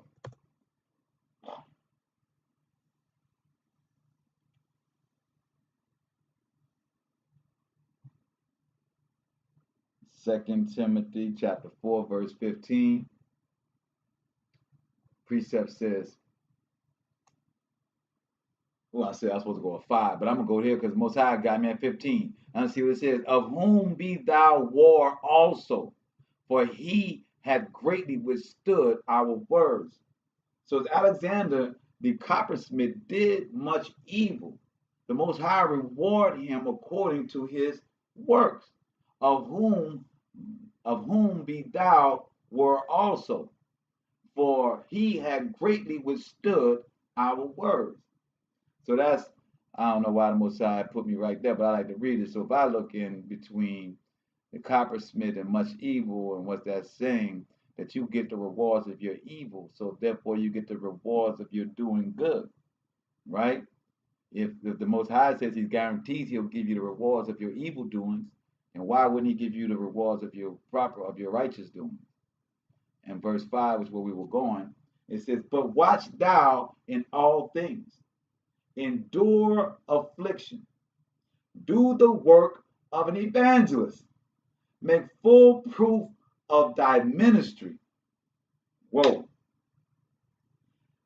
All right, we're going to get past all of these words because we know to evangelize means to speak the word. It's messianic, right? Let's see what they gave for that. I'm sure they gave a Greek word for this evangelist thing, right? That ain't going to be a Hebrew concordance right there. Let's get what they say for evangelist. Yep, see a Greek word, Greek 209. That means that was not the original word in Hebrew, that they did not write that word in Hebrew. So let's go to, because 2 Timothy, them boys was all Greeks then. So let's see what it says. Timothy was your blacks that grew up in the Greek era, meaning that they were Hebrews that spoke English, unfortunately. So, a bringer of good tidings. So tidings means news, right? good news, the Bessarah, the Gospels, right? The name given to the NT heralds of salvation through Christ who are not apostles. So I don't know, New Testament heralds. So the guys that were in the New Testament that were really fighting for the Most High and was being messianic was giving the word, because that's what we called it in the Old Testament, not evangelizing, but being messianic, giving the message of the Most High, that these ones that were not apostles, that still believed in Yahshua when he came, that spoke of his word, that these were evangelists. Y'all get it, right? So let's go back.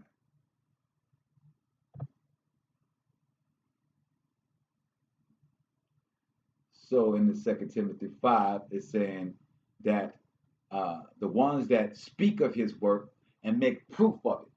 So not only do we speak about the righteousness of the Most High, we stand on it in the midst of everybody seeing our trial and tribulations at on and c'est la vie.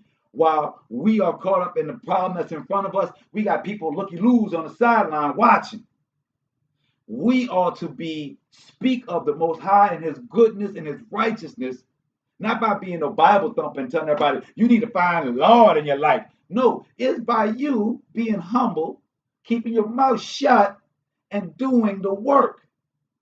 That is going to be the messianic. Your actions speaks louder than words. Your actions speaks louder than words. Your actions speaks louder than words. So here, the Most High is saying, make proof of the words that you speak by standing on it, and make proof of your ministry. What is the ministry? Whoa, I see you in the building, you're dying. So, Queen. So, it says ministry. Ministering the service, ministering ESP of those who execute the commands of others.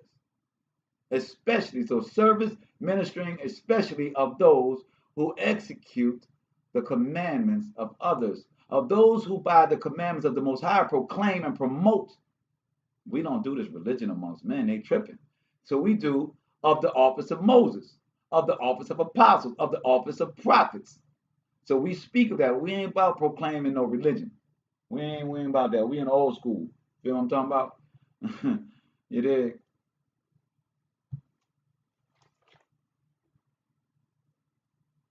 So let's go to our next precept.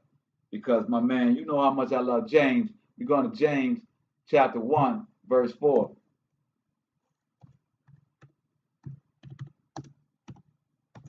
We have to be clear on why we're enduring and what we get in that. Right? So James chapter 1, verse 4. But let patience, c'est la vie, but let patience have her perfect work, that ye may be perfect and entire and wanting for nothing. So when we're closing our mouths, that's the patient part. That's the, I know what the business is here. Bring it. You're not liking the righteousness that I'm putting forth.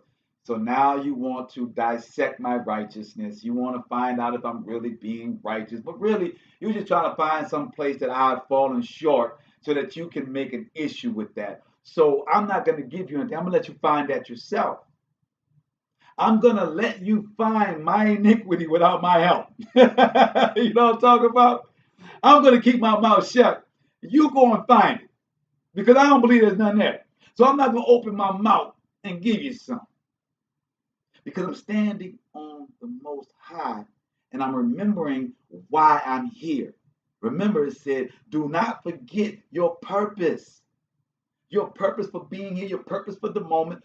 Because everything in your life now, as you give it over to the Most High, is for purpose. And what purpose is it? For ministering, for bringing the good news, the Bessarah, for making your life emulate the Bessarah, to letting everybody know that I received the good news. I know the good news is that I am the inheritance of the Most High, and that the meek myself shall inherit thy earth. That's what we keeping our silence for. Because we're telling ourselves that We know that we know. Let's go to 1 Peter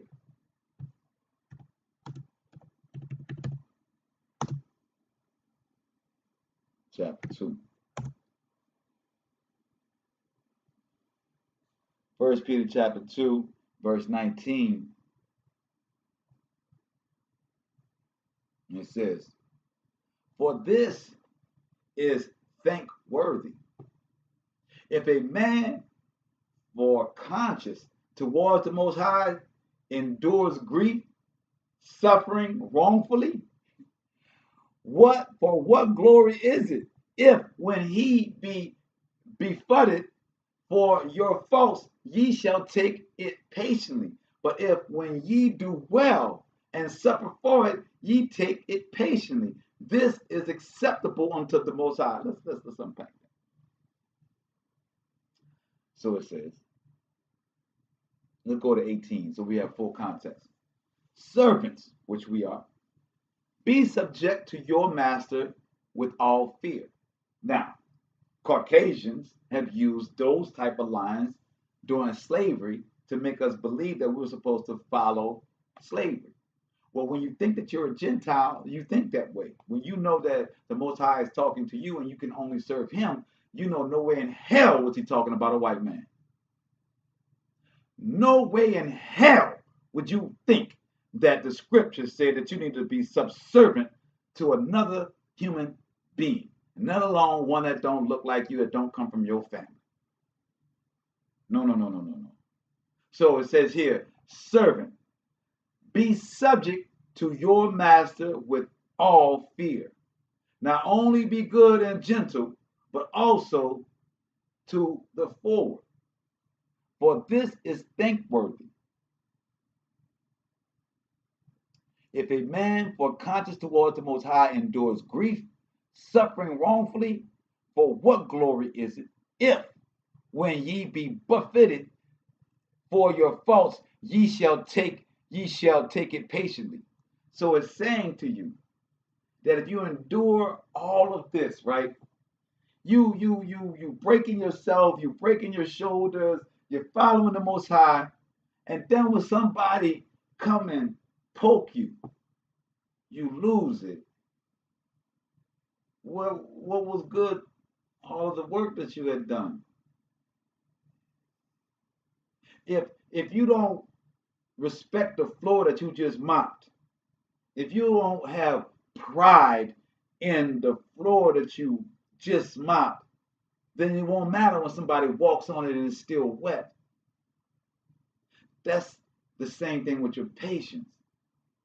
If your patience is the floor and somebody walks on it, you mop it again. Does it stop your purpose? Your purpose is to clean the floor. Your patience is in your purpose. Your patience and your purpose is when that person runs across that floor and they realize that it's wet, and you don't say, "You stupid idiot, how dumb are you?" If you are patient to let them recognize their own faults.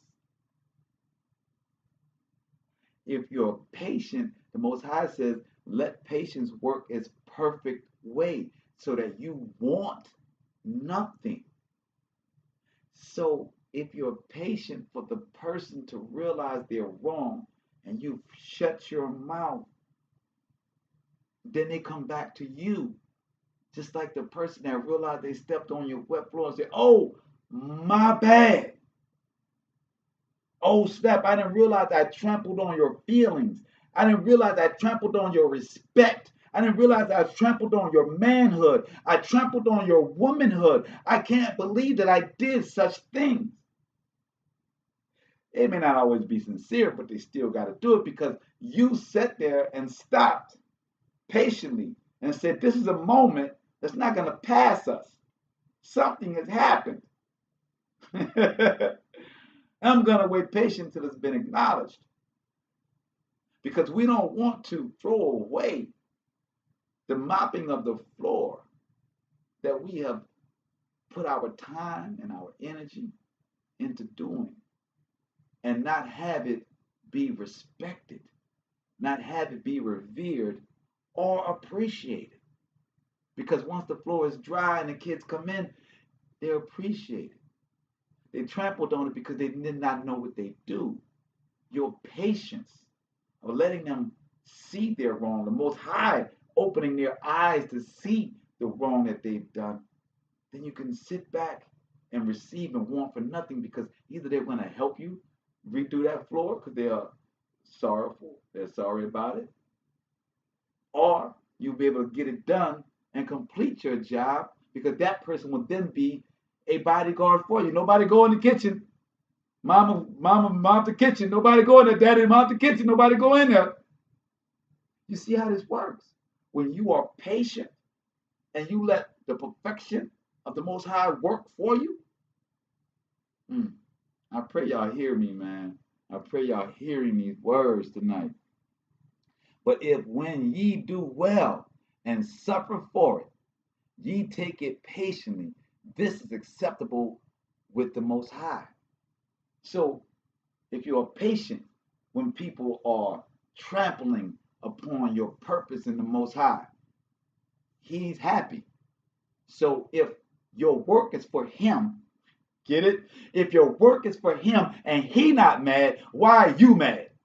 That's the one that hit me. When you talk about uppercuts, Aaron, that was the one that got me like, well, who am I enforcing if He ain't going to be mad? If He going to be cool with the fact that He knows that these people will stop me from getting to where I need to get to, and He ain't tripping with it. All He want me to be is patient, to be a reflection of Him, and then He gives me the glory afterwards. Woo. I'm telling you about my testimony, man. These last 2 months for y'all boy, for y'all brother, has been tumultuous, to say the least. To get out these events, to finish what we said we were going to do with our international carnival, to have it done on time, and as well as the brother Curtis did it, and the reviews that we've gotten so far on what we put out yesterday, I can tell you that I only have gotten here by my patience.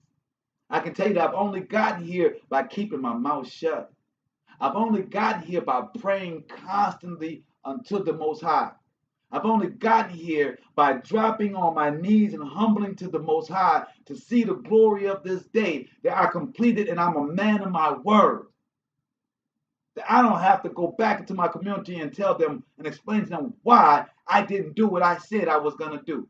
Whether they like what I did, it's a whole nother story. I ain't going to do with that. Did I do it the way the Most High told me to do it? Did I finish the mission that He put in my hands? Yes, I did.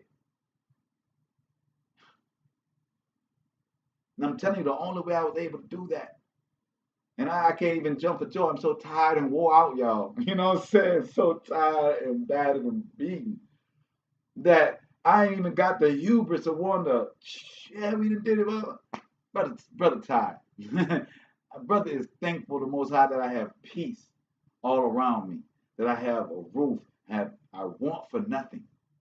And that's what I'm thankful for, that in this hour I want for nothing. On His path that He has me on, I want for nothing.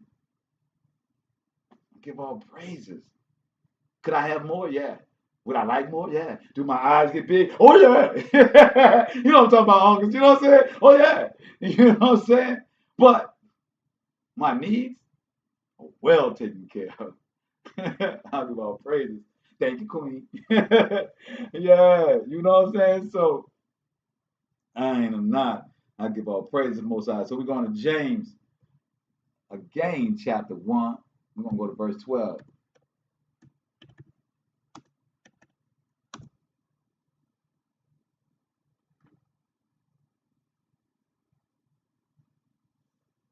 And it says, we're going down to chapter 5, verse 12. Oh, I'm sorry. That's the next one. I'm going to James chapter 1, I'm getting a little ahead of myself, guys. James chapter 1, verse 12. Then we're going to get to James chapter 5.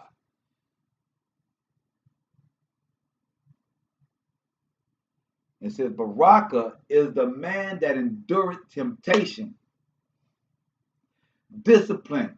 Logan, like I always tell you, a man that's disciplined, there's nothing more beautiful.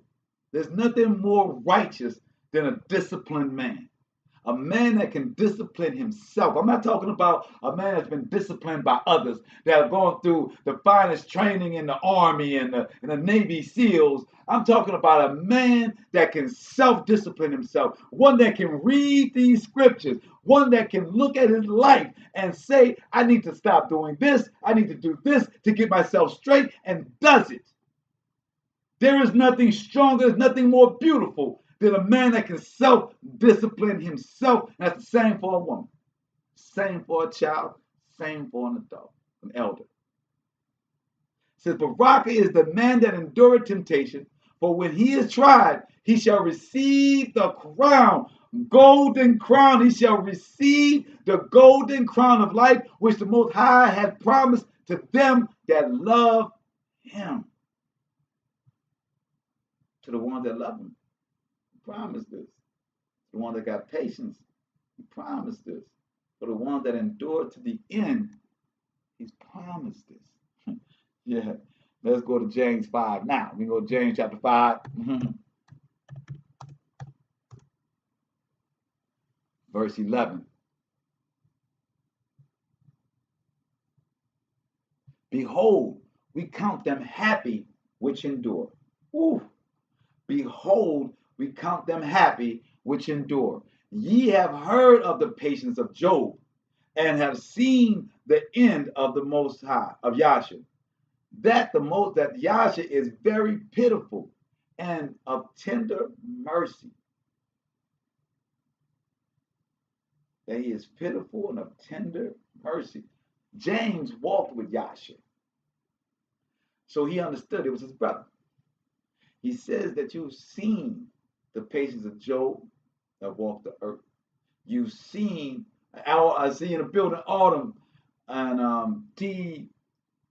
Huncho and Nikisha. I thank all y'all for coming in on Instagram. That ye have heard the patience of Job and have seen the end of Yahshua. That Yahshua is very pitiful and of tender mercies. But above all things, my brethren, swear not, neither by heaven, neither by earth, neither by any oath, but let your yea be a yea and your nay be a nay, lest ye fall into condemnation. So when we get into these things, see, a lot of times people bring problems to us because they don't want our yea to be a yea, say la vie. They don't want our nay to be a nay. So they want to come up with all these other kind of things. What about this? And could you redo that? Should you do this? Could redefining what the Father has given to you. Now, we all should make sure that we listen to wise counsel. But when you determine to no longer be wise counsel, understand that it is those that are trying to get you to break your yea from being a yea and your nay from being a nay, so that they can call you a hypocrite, because that's what they are. Because that's what they are. Oh, yeah. Let's get to that 2 Timothy. That 2 Tim, chapter 2. Almost out of here tonight, guys. Yeah, that's the masterpiece. You better believe that. So we're going to 2 Tim, chapter 2, verse 12. And it says, if we suffer, we shall also reign with him. Whoa. Bro? It says, if we suffer, we shall also reign with him. If we deny him, he also will deny us. Whoa, nah. That's when we just get to the thick of things, right? I talked about patience all night. I talked about enduring to the end. I talked about the crown that the Most High and the Barakas me to be able to complete this mission with the help of all the ones that he placed here to do so. Shouts out to Sharonda, Miss Artist, and shouts out to Curtis Pierre because without those two people, I don't know how I would have completed this task. It wouldn't have happened, point blank. No, I don't doubt it, unless the Most High would have gave me two different people to do those things. But those things that those two people provided, I could not provide. I couldn't create it. It was what they could do, right? So with that, excuse me. So as I'm saying that, you don't deny the Father's hand. You don't deny what the Most High has done around you. You do not do as He said. Refuse to consider His hand in your life. He says, if we suffer, we shall also reign with Him. If we deny Him, He also will deny us. Let's go to Jeremiah chapter 10.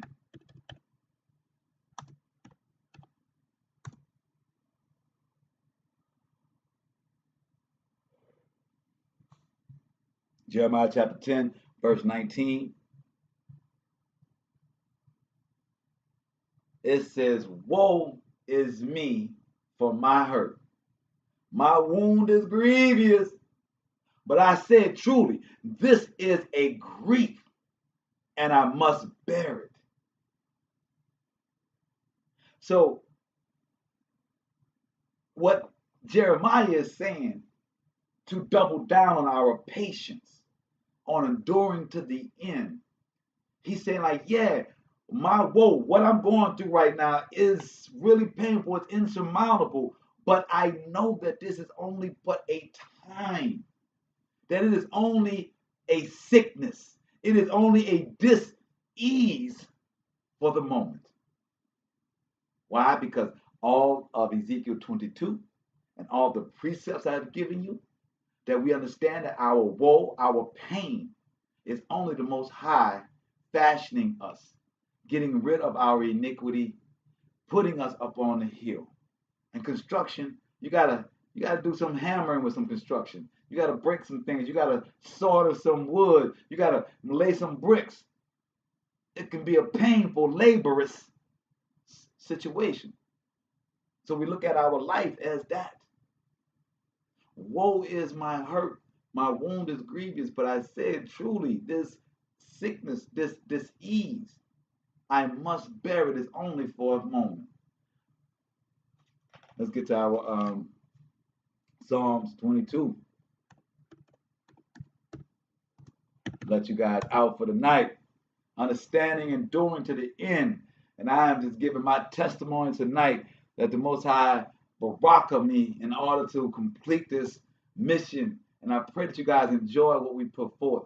We've worked really hard on breaking down the history of things, of carnival, so that we can truly enjoy what we do the right way, not knowing what is right and not knowing what is wrong, and understanding that they put their profanity right next to our glory. And that's what this was about. So I pray that y'all see that. Psalms 22. To the chief musician upon Ajeleth Shahar, a psalm of David. My Most High, O Elohim, why hast thou forsaken me? Why art thou so far from helping me and from the words of my roaring? So this is about enduring to the end. And us feeling like the things that we go through, the Father's not there. So many people in this world believe that there's no supernatural entities around us, that there's nothing moving in this world, that they can't depend upon, and they can't call upon nothing. But here, we're saying that's quite different. Verse 2, oh, my Creator, I cry in the daytime, but thou hearest not, and in the night season, and am I not silent? But thou art holy, O thou that inhabits the praise of Yahshua. Our fathers trusted in thee, they trusted, and thou didst deliver them. So we're speaking about our Pesach, our Passover, our Exodus. When he's speaking about this, when David is saying, my ancestors, you brought us out of Egypt to now to this land that we have given unto us. Verse 5, they cried unto thee and were delivered. They trusted in thee and were not confounded. But I am a worm and no man, a reproach of men, and despised of the people. Ooh, I felt like this the last couple of weeks, walking through some of these second lines, dealing with some of these people, my brethren. Boy, I felt like I was a worm, I was a no man, I was a reproach of men, and despised of the people. But the victory is here. And they that see me laugh me to scorn. They shoot out the lip. They shake the head, saying, he trusted in the Most High that he would deliver him. Let him deliver him. Oh, he did deliver me, baby. Oh, praise him to the Most High. Seeing he delighted in him. But thou art he that took me out of the womb. But thou is the one, the Most High is the one that took me out of the womb. Thou didst make me hope when I was upon my mother's breast. I cast upon thee from the womb. Thou art my Elohim from my mother's belly. He said, I was cast upon thee from the womb. Thou art of my Most High from the mother's belly, but not far from me. For trouble is near, for there is none to help. Many bulls have compassed me. Strong bulls of Bashan have beset around me. Real big old chiefs. Big old spy boys. Big old flag boys feeling some type. Felt a lot of things. Big old politicians. Oh, I know them. Big old people that just, pontificators that ain't an inyan, that in the community and got words because they feel like their position is being tested. Oh, they be Confederate, but my works are good works. My works are of the Most High. My works are genuine. My works are humble.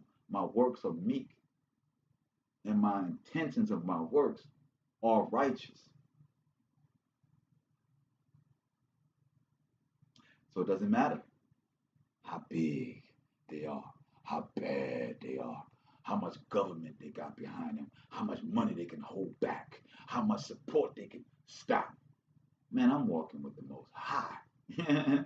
And they gaped upon with their mouths. They gaped upon me with their mouths as a ravening and a roaring lion. I am proud. I am poured out like water, and all my bones are out of joint. My heart is like wax. It is melted in the midst of my bowels, but my strength is dried up like the potsherd, and my tongue cleaveth to my jaws.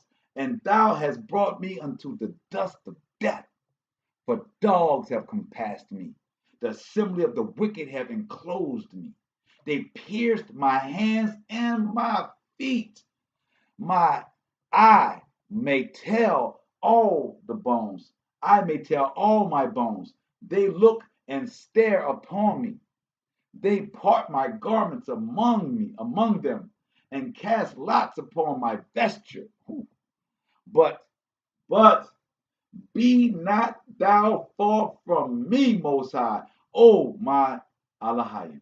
O my strength, haste thee to help me.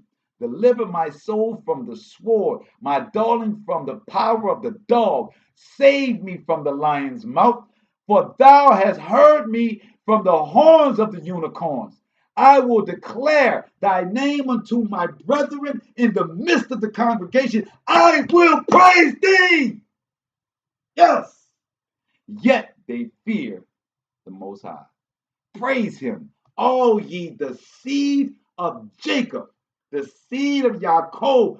Glorify him and fear him. All ye the seed of Yahshua. Don't fear no man, don't fear no woman, don't fear no job, don't fear nobody. But you better be wise as a serpent and innocent as a dove as you go forward. You are commanded to do that in the moral code of being wise as a serpent, innocent as a dove, but walk like you got oak trees for roots in your feet, because you are planted in the Most High. You are planted in righteousness, and your walks are barakas, are blessed, are covered.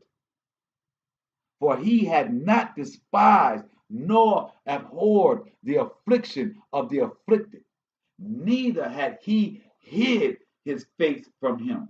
But when he cried unto him, he heard. So we got to cry unto the Most High.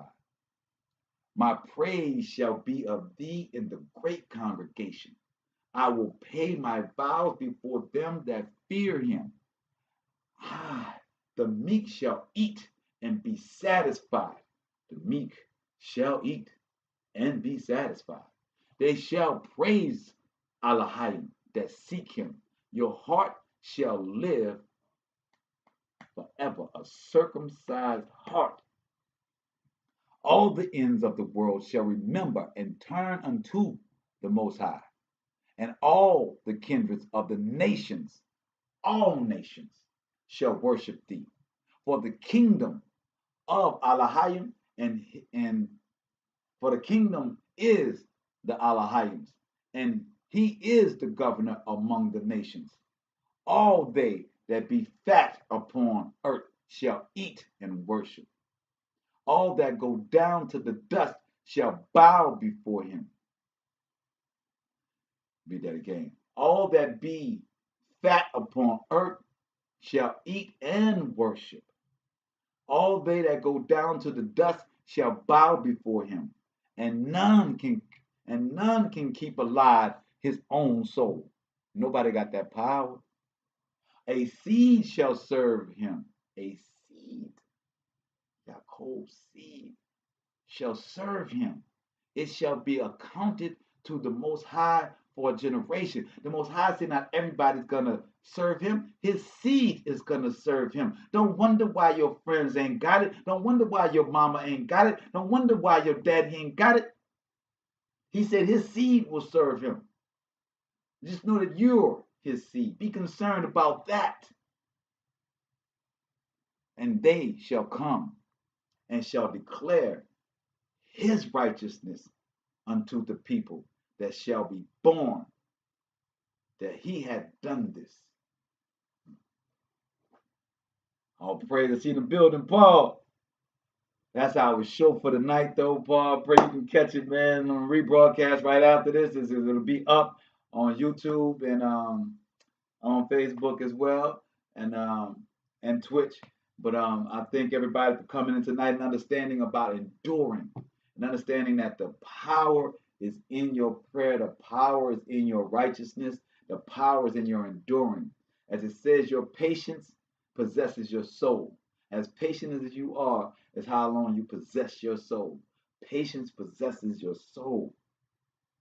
Don't let the world try and shake you from what you are. Don't let the world shake your yay. Don't let the world shake your nay.